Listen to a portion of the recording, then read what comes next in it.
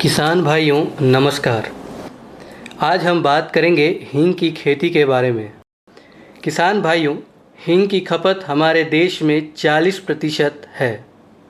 कितनी अजीब बात है कि जिस देश में हींग की खपत इतनी अधिक है वहाँ इसकी खेती भारत में नहीं होती है, दूसरे देशों से आयात करना पड़ता है। हींग का बाज़ार भाव 35,000 रुपये प्रति किलोग्राम है।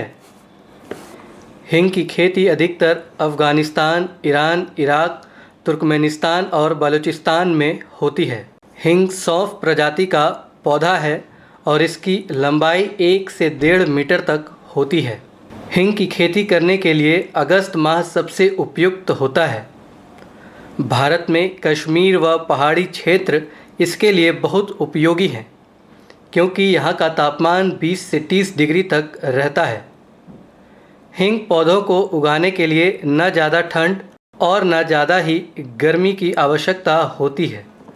हींग की खेती के लिए ज़मीन की पहचान इससे की जाती है कि जिसमें रेत, मिट्टी के ठेले व चिकनी अधिक हो। सूरज की धूप सीधे उस जगह पड़नी चाहिए जहाँ इसकी खेती की जा रही हो। जहाँ छाया पड़ती हो वहाँ पर इसे नहीं उगाया जाता है।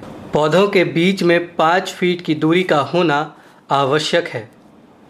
हींग के बीज को पहले ग्रीन हाउस में 2 बाई 2 फीट की दूरी से बोया जाता है। पौध निकलने पर इसे फिर 5 बाई 5 फीट की दूरी पर लगाया जाता है। हाथ लगाकर ज़मीन की नमी को देखकर ही इसमें पानी का छिड़काव किया जा सकता है। अधिक पानी पौधे को नुकसान पहुंचा सकता है।